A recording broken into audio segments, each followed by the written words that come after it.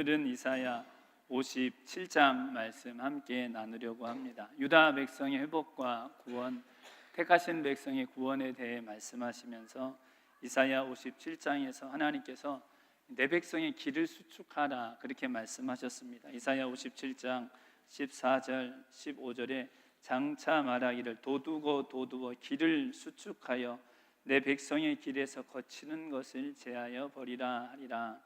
지존무상하여 영원히 거하며 거룩하다 이름하는 자가 이같이 말씀하시되 내가 높고 거룩한 곳에 거하며 또한 통회하고 마음이 겸손한 자와 함께 거하나니 이는 겸손한 자의 영을 소성케 하며 통회하는 자의 마음을 소성케 하려 함이라. 하나님께서요 함께 거하시겠다고, 이 길로 돌아오면 하나님이 함께 집짓고 사랑하는 아내, 생명처럼 사랑하는 자녀와 함께 사시는 것을 함께 하시겠다고 말씀하셨습니다. 또 소성케 하시겠다고 말씀하셨습니다. 겸손한 자의 영을 소성케 하고 통회하는 자의 마음을 소성케 하신다. 소성케 한다. 죽은 것 살려주는 거죠. 여기 영, 마음, 루아흐입니다. 영을 살려주겠다, 영원한 생명을 주시겠다고 말씀하신 것입니다. 누구에게 주시는 은혜입니까? 통회하고 마음이 겸손한 자와 함께 거하시고 겸손한 자의 영을 소성케 하시고 통회하는 자의 마음을 소성케 하시겠다고 말씀하신 것입니다. 그럼 통회한다는 건 무엇입니까? 겸손한 것이 무엇입니까? 다카라는 통회한다는 히브리어는 하나님 앞에 모든 죄인의 모습입니다. 완전히 가루처럼 으깨어졌다, 그런 의미가 있는데요, 심판을 받아가지고 죄 때문에 완전히 불타 죄가 돼버린 존재, 그것 깨닫고 하나님께 마음이 완전히 부서져서 정말 부드러운 가루처럼 완전히 깨어진 마음으로 회개하는 마음, 통회라는 하나님 말씀입니다. 겸손하다는 건 무엇입니까? 다른 사람보다 높아지지 않고 교만하지 않고 이런 정도가 아니라 하나님 말씀하신 겸손은 하나님 앞에 우리의 모습을 바로 알고 하나님 앞에 선 자의 모습입니다. 지극히 존귀하신 하나님, 거룩하신 하나님 앞에 내가 누군지를 바로 알고 그 하나님 앞에서의 모습, 그것이 무엇이냐면 겸손이라고 말씀하신 것입니다. 통회하는 마음, 그 겸손한 마음 가지고 하나님 앞에 나오는 자 소성케 해주겠다, 그렇게 말씀하신 것입니다. 이 통회하는 마음, 이 통회한 바다, 이 단어가 이 성경에 그렇게 많이 쓰인 단어는 아닌데요, 다윗이 이 마음을 고백했습니다. 모세가 이 마음을 고백했습니다. 시편 34편 18절에 보면 다윗이 이렇게 고백합니다. 여호와는 마음이 상한 자를 가까이 하시고 중심에 통회하는 자를 구원하시는도다. 여러분, 이 시편 34편은요 다윗이 죽을 위기를 당했다가 간신히 하나님께 건진받고 나서 감사드리면서 고백한 시입니다. 시편 34편 제목이 이렇게 붙여져 있습니다. 다윗이 아비멜렉 앞에서 미친 채 하다가 쫓겨나서 지은 시. 사무엘상 21장 10절 이하에 보면요, 사울왕에게 너무 쫓겨다니던 다윗이요, 이 놉당 제사장에게 가서 제사장들만 먹는 진설병 얻어먹죠. 그거 먹은 그날 어디로 도망가냐면 가드 땅으로 도망갑니다. 가드는 이 골리앗의 고향입니다. 블레셋의 5개 큰 도시 중에 한 도시입니다. 이런 블레셋은 틈만 나면 이스라엘을 괴롭게 하고 공격하던 이스라엘의 원수죠. 그래서 그 싸움 중에 다윗이 골리앗을 죽인 일도 있었던 것입니다. 얼마나 도망가고 더 이상 도망갈 데가 없었던지 원수의 땅에, 대적의 땅까지 도망가서 가드 왕 아기스, 아비멜렉 앞에 다윗이 간 것입니다. 여러분, 다윗이요 그야말로 죽을 위기를 당한 것입니다. 아기스 왕의 신하들이요 다윗을 첫눈에 알아봤습니다. 다윗입니다. 골리앗을 죽인 다윗입니다. 이스라엘 백성들이 사울은 천천히요 다윗은 만만이라고 했던 그 다윗, 죽여야 될 다윗입니다. 이렇게 말합니다. 깜짝 놀랐겠죠. 그 순간에 다윗이 어떻게 하냐면 미친 사람처럼 나무를 문을 막 긁습니다. 짐승이 막 긁듯이 그리고 침을 수염에 막 잔뜩 흘립니다. 아기스 왕이 그것을 보고 이런 미친놈을 누가 데리고 왔느냐, 쫓아내버려라. 그래서 다윗이 죽을 위기를 모면하고 쫓겨납니다. 그때 다윗이 지은 시가 시편 34편인데요 34편 첫 번째 절에 다윗이 고백합니다. 내가 주를 항상 찬송하겠습니다. 주님을 찬양하는 소리가 내 입술에서 영원토록 내 평생에 끊이지 않고 계속해서 주를 찬양하겠습니다. 하나님을 찬양하겠습니다. 계속 그렇게 말합니다. 이 시편 34편 4절 이하에는 하나님께서 내 간구하는 소리를 들으셨습니다. 환난 중에 간절히 기도하는 나의 부르심을 하나님께서 응답해 주셨습니다. 성도들은 하나님 백성들이요, 이 하나님을 경외하십시오. 이 하나님을 찬양하십시오. 다윗이 그렇게 찬양하면서 감사하면서 드린 고백입니다. 생각해 보면요, 다윗이 사울 왕에게 쫓겨다니는 일이 얼마나 억울하고 고통스러운 일인지 모릅니다. 자기는 목숨 걸고 이스라엘이 위기에 처했을 때 나가서 골리앗과 싸워 골리앗을 죽였는데 사울 왕이, 그것도 장인인데 자기를 너무나 고통스럽게 하는 거예요. 광야를 쫓아다니며 3,000명의 특별 군사를 모집해가지고 다윗을 죽이겠다고 이렇게 쫓아다니냐, 얼마나 억울한 일입니까? 그렇게 쫓겨다니던 다윗이 대적의 땅, 블레셋 가드 땅 아비멜렉 앞에 갔다가 그런 일을 당한 것입니다. 하나님, 도대체 나를 왜 이렇게 억울한 일을 당하게 하십니까? 도대체 하나님 왜 이렇게 나에게 고통스러운 일을 당하게 하십니까? 그럴 수 있죠. 절망하고 자포자기 할 수 있습니다. 다윗에게 그런 마음이 있지 않았습니다. 다윗에게요, 그 순간에 가졌던 마음이 무엇이냐면 통회하는 마음이었습니다. 상한 마음이었습니다. 여러분, 상하고 통회하는 마음, 바로 오늘 통회하고 겸손한 마음입니다. 다윗은 그 순간에 오직 나를 건지실 분은 하나님밖에 없다는 것을 알았습니다. 억울하고 고통스러운 사울 왕으로부터 나를 구원해내실 분은 오직 하나님이라는 마음이 다윗에게 있었습니다. 그 아비멜렉 앞에서 이제 곧 죽을 것 같은 그 위기에 나를 건지실 분 오직 하나님, 그 마음, 바로 통회하고 겸손한 마음. 더불어 이 상하고 통회하는 마음, 다윗은 자신의 죄를 알았던 사람입니다. 다윗이 그렇게 억울한 일 당했지만 여러분, 다윗에게 죄가 없었겠습니까? 죄 없는 사람이 누가 있겠습니까? 다윗은 하나님 앞에 자신의 지나간 죄들을 기억하며 자신의 죄를 용서해 주시기를, 그리고 자신을 구해 주시기를 간절히 상한 마음, 찢겨진 마음으로, 그리고 오직 하나님의 도우심을 구하는 마음으로 다윗이 하나님 앞에 기도했던 것입니다. 미친 척해서 산 것 아니죠. 미친 척하는 놈도 죽여버리면 끝나는데 통회하고 겸손한 마음으로 하나님 바라봤던 다윗을 하나님께서 건져주신 은혜를 베풀어 주신 것입니다. 하나님, 통회하고 겸손한 자의 영혼을 소성케 하시는 은혜를 베푸신다는 것입니다. 유다 백성들, 이사야 선지자를 통해 말씀을 듣는 유다 백성들에게 하나님이 징계를 허락하셔서 베푸신 은혜도 역시 마찬가지입니다. 유다를 황폐케 하시죠. 성전을 친히 하나님이 불태워 버리십니다. 그들이 온전히 경외하지 못했던 성전, 내가 불태워 버린다고 하나님 불태워 버리십니다. 70년 참담한 포로로 그들을 쫓겨가게 하십니다. 왜 하신 것입니까? 그들을 구원하실 분 오직 하나님뿐임을 다시 그들의 마음을 깨뜨려 하나님 깨닫게 하신 것입니다. 그들의 죄가, 생명의 근원된 하나님 버린 그들의 죄가, 하나님 경외하는 마음이 그들의 속에 없는 그 죄가 얼마나 큰 악인지, 얼마나 큰 고통인지를 깨닫고 깨어진 마음으로 회개하며 돌아오라고 하나님께서 유다 백성들에게 그 일을 허락하시고, 이제 내 백성의 길을 수축하라, 하나님께로 돌아오는 길, 통회하고 겸손한 자와 내가 함께 하겠다고, 겸손한 자의 영을 소성케 하시고 통회하는 자의 마음을 소성케 하신 은혜를 베푸시겠다고 하나님께서 말씀해 주신 것입니다. 그럼 예수님 보내주신 은혜가 이 은혜죠. 예수님 왜 십자가에 죽으셨습니까? 예수님 왜 십자가에 못 박히셨습니까?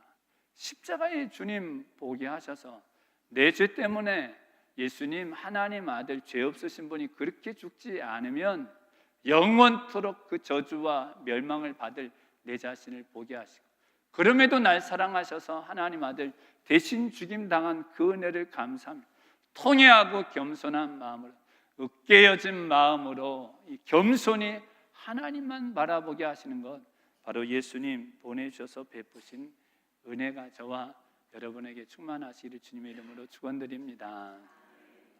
예수님이 산상수훈 친히 말씀하신 하나님 나라, 하나님 백성에 대한 복음에서 말씀하신 첫 번째 선포가 바로 이 은혜죠. 심령이 가난한 자는 복이 있나니 천국이 저희 것이며, 애통하는 자는 복이 있나니 저희가 위로를 받을 것이며.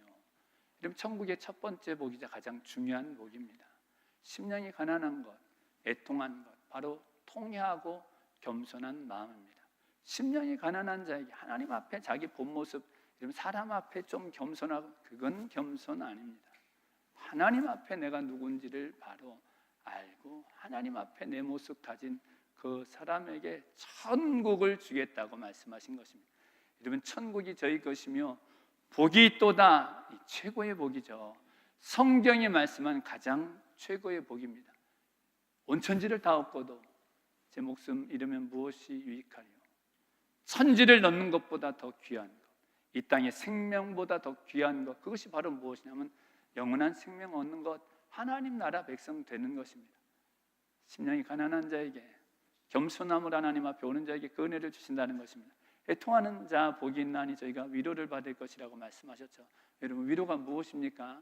울지 마, 너무 슬퍼하지 마. 우리가 이렇게 위로하기도 하죠. 하나님의 위로는 고린도후서 1장 3절 이하에 보면 사도 바울은 하나님을 모든 위로의 하나님이라고 고백합니다. 모든 위로의 하나님, 어떤 하나님이시냐면 바로 이 감당할 수 없는 고통, 감당할 수 없는 환난을 견뎌내게 하신 하나님, 위로의 하나님이라고 말씀합니다. 그 고린도후서 1장 6절 이하에 보면 살소망이 끊어진 것 같은, 사형 선고를 받은 것 같은 고난조차도 이겨내게 하시고, 죽은 자를 살리신 하나님만 의지해서 결국에는 하나님의 구원을 받게 하시는 것을 성경은 위로라고 말씀하십니다.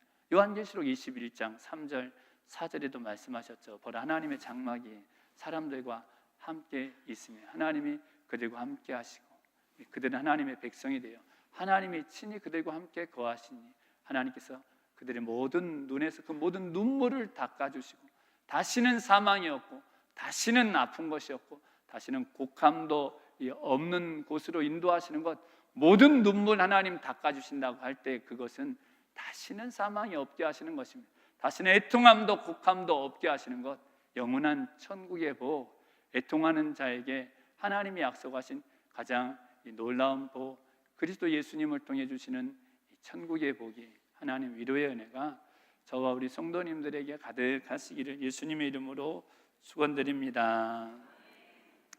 아멘. 두 번째, 통회하고 겸손한 자와 함께 하신 하나님, 겸손한 자의 영을 소성케 하시고 통회하는 자의 마음을 소성케 하셔서 하늘 생명을 주신 후에 하늘 생명 가지고 따르게 하시는 일, 행하게 하시는 일, 하나님 나라를 바라보며 살게 하시는 것입니다. 영원한 하나님 나라에 소망 두고 살게 하시는 것입니다. 영원한 하나님 나라의 영광을 위해 사는 자가 되게 해주시는 것입니다.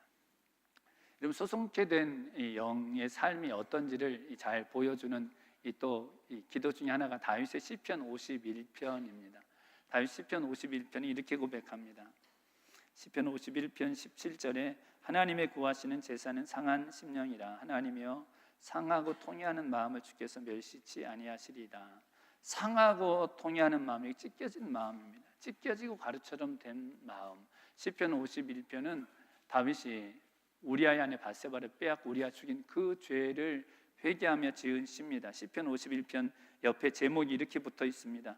다윗이 밧세바와 동침한 후 선지자 나단이 저에게 온 때에.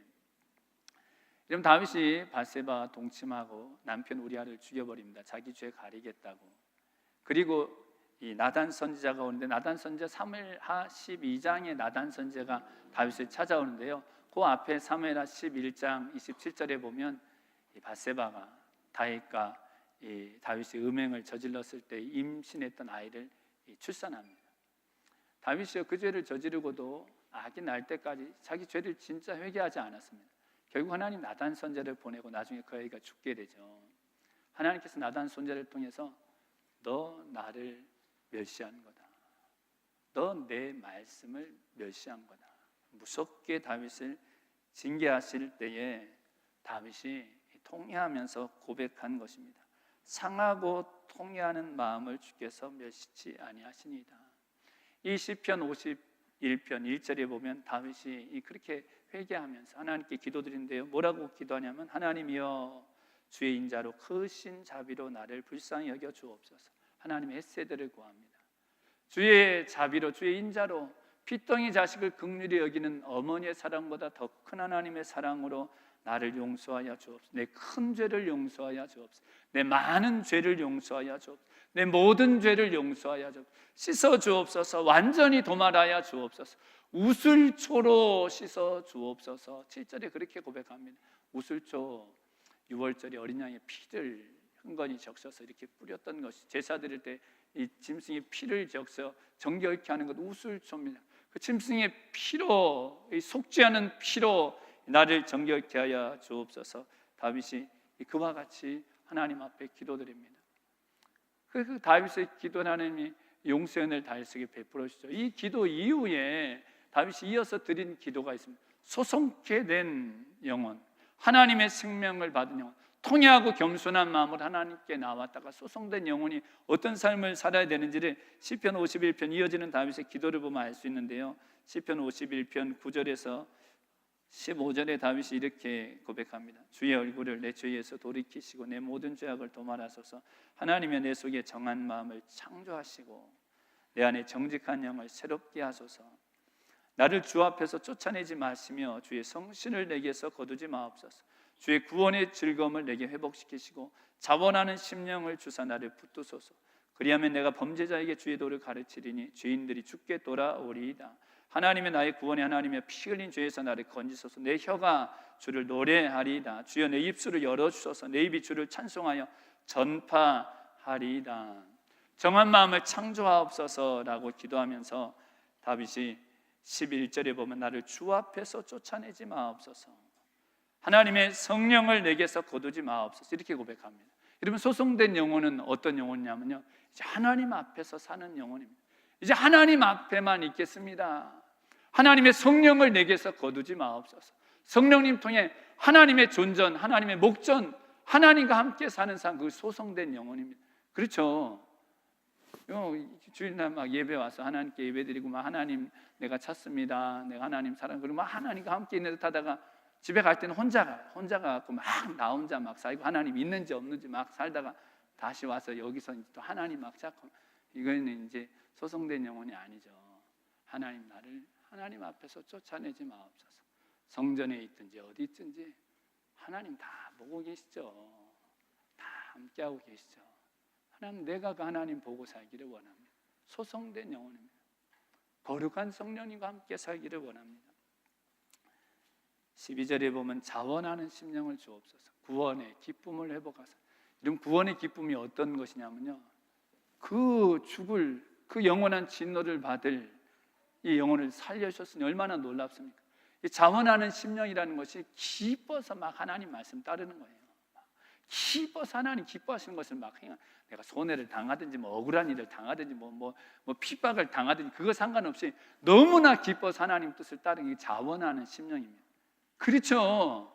이게 진짜 소송된 심령이죠. 하나님이 주신 생명, 얼마나 그 은혜가 큰지 막 차원에서 기쁘게 하나님의 뜻 따르는 자가 되게 해주신다는 거죠. 13절은 이렇게 고백합니다. 내가 범죄자에게 주의 도를 가르치니 죄인들이 주께 돌아오리이다. 소송된 영혼을 통해 죄인들이 돌아오게 해준다는 거예요. 회개하고 나가서 또 막 죄 막 짓고 막 이렇게 사는 것이 아니라 소송된 영혼 가지고 나를 통해 죄인들이 하나님의 은혜를 깨닫게 하시고 하나님의 도를 깨닫게 하시고 범죄한 자들이 하나님께로 돌아오게 하는 그 일, 소송된 영혼을 통해 이루신다는 것입니다. 14절에 하나님이여 나의 구원의 하나님이여 피 흘린 죄에서 나를 건지소서. 내 혀가 주를 노래하리이다. 내 혀가 내 입술이 주를 찬송하여 전파하리이다. 15절에 그렇게 고백합니다. 하나님 전파하는, 하나님 찬양하는 것, 하나님의 은혜를 노래하는 것, 그것을 통해 주님의 복음이 전파되도록, 주님의 사랑이 전파되도록, 피 흘린 죄에서 건져주시는 은혜를 깨달은 자가 정말 온 삶을 가지고 하나님을 찬양하는 것입니다. 피 흘린 죄가 무엇입니까? 남 죽인 것, 남 고통스럽게 한 것, 피 흘린 죄입니다. 피 흘린 죄 무엇입니까? 피가 아니면 용서받을 수 없는 내가 내 생명의 피값으로 대속해야 될 그런 죄를, 그래도 갚지 못할 죄를 용서해 주신 은혜를 입은 것 때문에 감사해서 하나님 찬양해 하나님의 은혜를 전파하는 것, 이것이 바로 무엇이냐면 소성케 된 영혼입니다. 이런 마태복음 좀 전에 말씀드렸던 5장 예수님이 말씀하신 팔복을 보면은 역시 동일한 메시지를 예수님께서 말씀해 주시죠. 심령이 가난한 자 천국이 저희 것이며 애통하는 자 복이 있도다 위로받는다고 말씀하시고서 이어지는 말씀을 보면 여러분 소성케 된 영혼이 무엇을 위해 살아야 되는지를 분명하게 말씀해 주시고 있습니다. 세 번째로 말씀하신 것이 온유한 자는 복이 있나니 제가 땅을 기업으로 받는다고 말씀하셨습니다. 의에 줄이고 목마른 자는 복이 있나니 제가 배부를 것이며 긍휼히 여기는 자는 복이 있나니 마음이 청결한 자는 복이 있나니 화평케 하는 자는 복이 있나니 의를 위해 핍박을 받는 자는 복이 있나니. 여러분 소성케 된 영혼은 무엇이냐면요 온유한 자가 되는 것입니다. 온유한 것이 무엇입니까? 하나님의 다스림 받는 것이죠. 하나님의 뜻 위에 내 뜻을 다 꺾어버리는 것입니다. 내 마음대로 산다, 이거 하나님 생명 아니죠. 소성케 된 생명은 내 뜻을 꺾어서라도 내 뜻대로 마옵시고 아버지의 뜻대로 되기를 온유한 것입니다. 의에 줄이고 목마른 건 무엇입니까? 하나님과 바른 관계, 사랑과 바른 관계 맺기를 위해서 희생해도 억울한 일 당해도 고통받고 손해봐도 그 의를 간절히 사모하는 자가 되는 것, 이거 바로 소성케 된 영혼이죠. 긍휼히 여기는 자는 복이 있나니. 그죠? 주님의 생명 받으면 긍휼히 여긴다는 것입니다. 나를 너무나 괴롭게 하는 사람, 원수 같은 놈도 주님께서 나를 사하셨으니 주님의 그 사랑으로 긍휼히 여기는 자가 되게 하는 것. 마음이 청결한 자는 복이 있나니 제가 하나님 볼 것이요. 청결한 자 누굽니까? 하나님 보는 자입니다. 하나님 앞에 내 모습 보는 사람입니다. 남의 죄가 사람들이 눈에 보이는 것이 아니라 하나님 앞에 내 모습을 분명히 보고 늘 회개하고 늘 감사하고 하나님 뜻 따르는 사람, 바로 마음이 청결한 사람입니다. 화평케 하는 자, 여러분 예수님은 화목을 이루기 위해 자기 피로 이루셨습니다. 십자가의 죽음으로 이루셨습니다. 내가 억울한 일 당해도 고통당해도 하나님이 말씀하신 화목을 이루기 위해 힘쓰는 자가 되게 하는 것, 그거 하나님 주신 소성케 하신 생명입니다. 의를 위해 핍박받는 자, 하나님께서 말씀하신 것 잘 따르기에 고통과 희생의 길을 가는 사람, 그 사람이 복이 있다고 예수님께서 말씀하신 이 말씀들이 통회하는 심령으로 겸손한 영으로 하나님께 나와 용서받고 소송된 영혼들이 어떤 삶을 살아야 되는지를 분명하게 말씀해 주고 있는 것입니다. 여러분 예수님이 팔복에서 말씀하신 마태복음 5장에 천국 복음 하나님 나라 하나님 백성의 첫 번째 메시지는 성경 전체가 동일하게 말씀하고 있는 성경이 말씀하는 가장 놀라운 복입니다. 그렇죠? 성경은 사실 처음부터 끝까지 가장 큰 복을 무엇으로 말씀하십니까? 영원한 하나님 나라의 복, 영원한 하나님 나라의 영광. 이 땅에서 재산을 빼앗겨도 히브리서 10장에 오히려 더 감사할 것은 영원한 하나님 나라의 복이 있어서 애굽의 모든 부하보다도 그리스도와 함께 능력받는 일을, 고난받는 일을 더 큰 재물로 여긴 것은 하나님 나라의 영광이, 하나님 나라의 복이 있어서. 히브리서 11장에 믿음의 사람들이 쭉 나오죠. 아벨, 노아, 모세, 아브라함, 이삭, 야곱, 다윗, 얼마나 많은 사람들이 나오는지 모릅니다. 히브리서 11장 믿음장 자세히 보면 그들의 복은 하나님이 하늘에 예비하신 복을 위해 이 땅의 것을 다 포기해도 그것을 얻는 자, 성경은 처음부터 끝까지 그 복이 가장 크다고 말씀하시는 것입니다. 그러니 소성케 된 영혼은 하나님이 가장 놀라운 복을 쫓아 사는 자가 되게 해주시는 것입니다.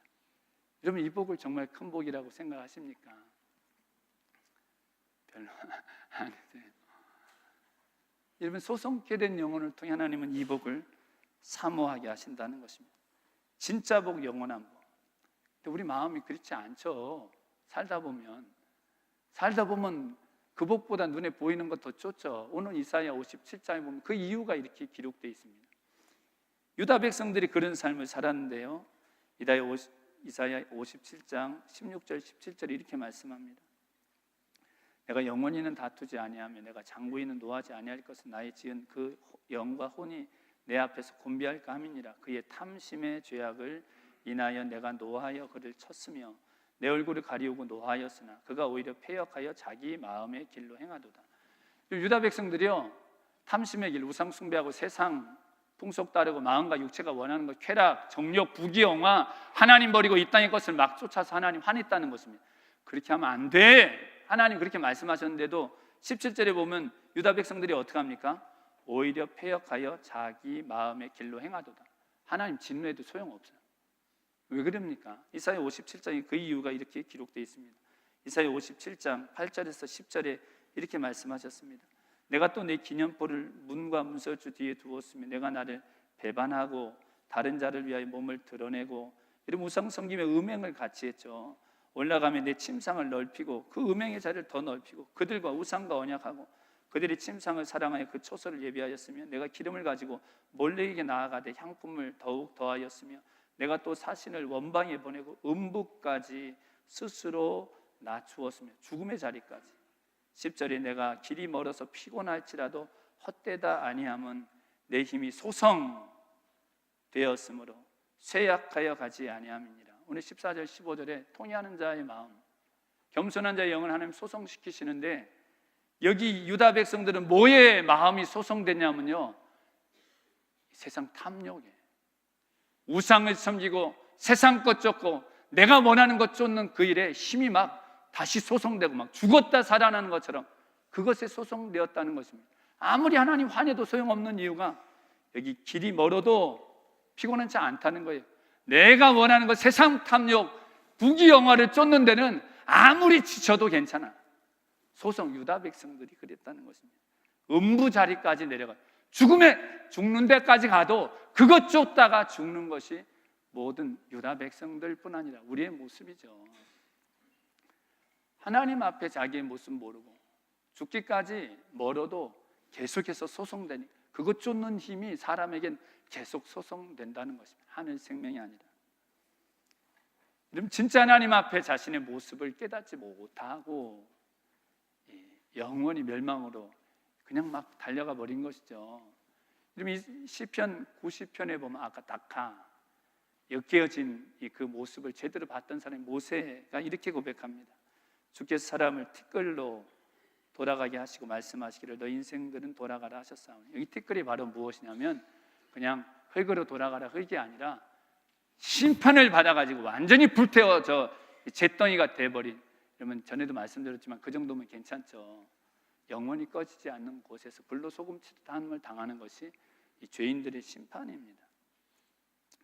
이 티끌, 모세는 하나님 앞에 이 모든 죄인의 모습이 바로 그와 같은 모습인 것을 알았던 사람입니다. 이 시편 이어진 90편 6절에서 9절이 이렇게 고백합니다. 푸른 아침에 꽃이 피어 자라다가 저녁에는 뱀바되어 마르나이다. 우리는 주의 노에 소멸되며 주의 분내심에 놀라니이다. 주께서 우리의 죄악을 주의 앞에 놓으시며 우리의 은밀한 죄를 주의 얼굴 빛 가운데 두셨사오니 우리의 모든 날이 주의 분노 중에 지나가며 우리의 평생 일시간에 닿았나이다. 하나님 분노, 바로 죄를 하나님 그렇게 무섭게 심판하신다는 것입니다. 우리 죄가 어디에 있냐면 주님 앞에 있습니다. 은밀한 죄가 어디 있냐면 여기 8절에 얘기하죠. 주의 얼굴 빛 가운데. 하나님 우리의 은밀한 죄를 얼굴 갖다 대고 보신다는 것입니다. 우리 은밀한 죄가 사실 어디에서 짓는 거예요? 시편 51편 4절에 다윗도 고백합니다. 내 모든 죄가 주의 목전에 있사오며. 여러분 하나님 앞에 자신의 모습을 깨달은 사람은 아주 은밀하고 추하고 남들 모르는 그 죄도 하나님의 얼굴 들이다 대고 보는 것으로 깨닫고 회개하는 사람입니다. 모세는 그것을 회개했던 사람입니다. 이 시편에서 모세가 기도했던 기도가 시편 90편 11절 12절 이렇게 기도합니다. 누가 주의 노의 능력을 알며 누가 주를 두려워할 대로 주의 진노를 알릴까. 정말 제대로 하나님 두려워하는 사람이 없다는 것입니다. 얼마나 무서운지를 제대로 깨닫는 사람이 없다고 모세가 고백하는 겁니다.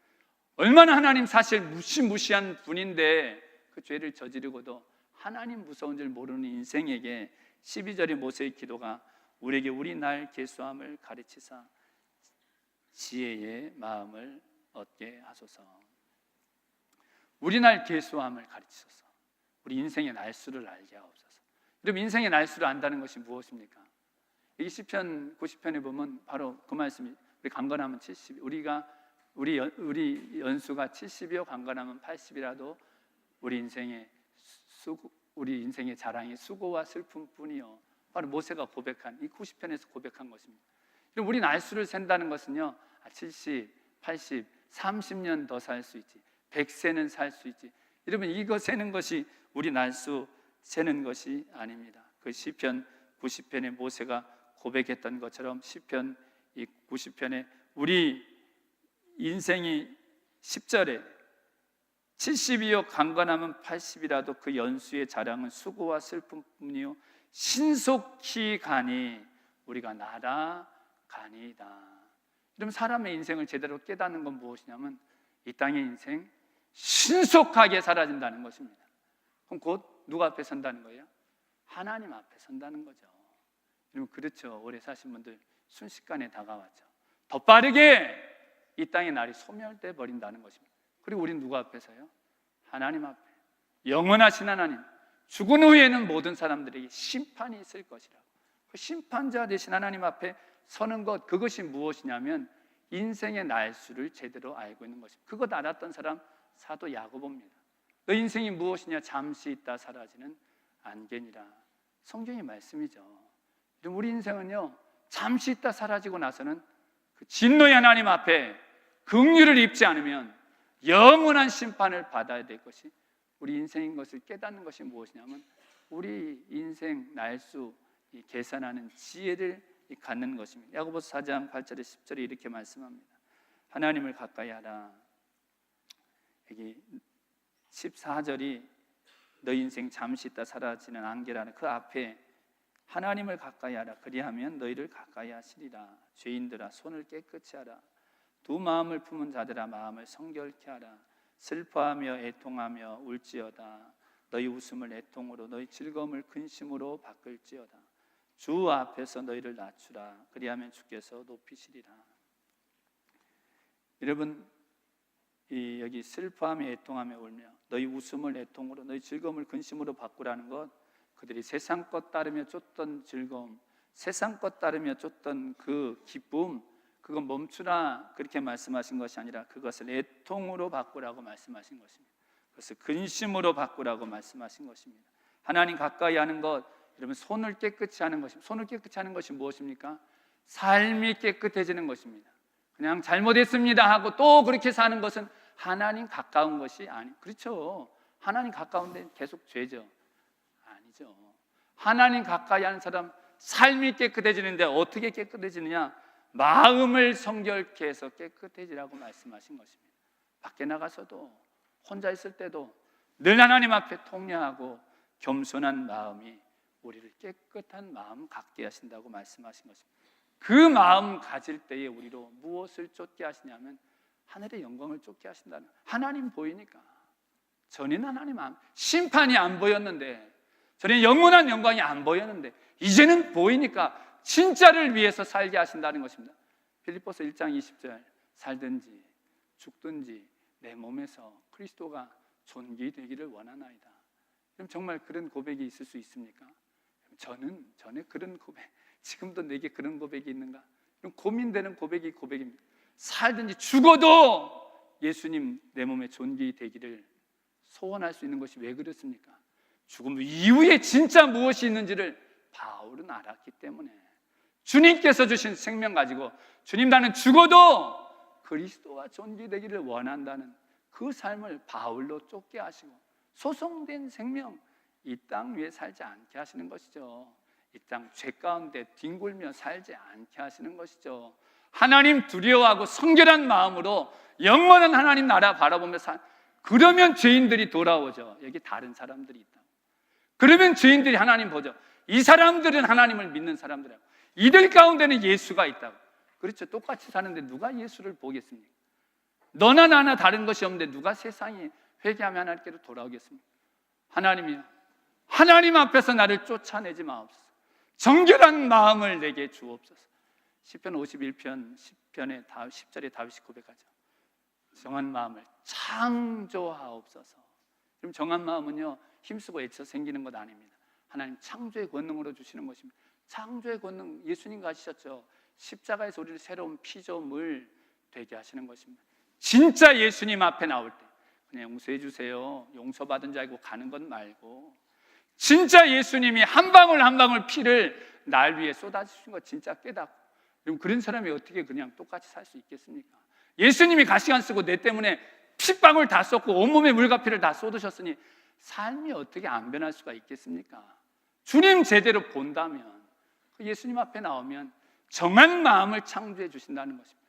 하나님 나라 보면 두려워하며 구원을 위해 살도록, 두렵고 떨림으로 하나님을 위해 살게 하시는 그 새 생명을 예수님 앞에 나오면 주신다는 것입니다.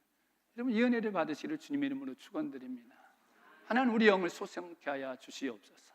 주님 앞에 예배드린다고 하면서도 통회하는 마음이 없고, 주님 앞에 예배드린다고 하면서도 겸손한 마음이 없고, 하나님이 보이는지 안 보이는지 모르고 사는 하나님, 저를 용서하여 주시옵소서. 통회하는 마음으로 하나님 앞에 나오게 하여 주시옵소서. 겸손한 영으로, 깨어진 마음으로 성전에서뿐 아니라 우리의 모든 삶이 정결한 마음으로 두려움으로 하나님 앞에 서게 하여 주시옵소서. 말 한마디도, 우리 심령 은밀한 죄도 얼굴 갖다 대고 보신 하나님 앞에 참으로 두려워하는 은혜, 그것이 소송케 된 그 생명의 은혜, 저 우리 성도님들에게 충만하시기를 예수님의 이름으로 축원드립니다. 아멘. 기도드리겠습니다.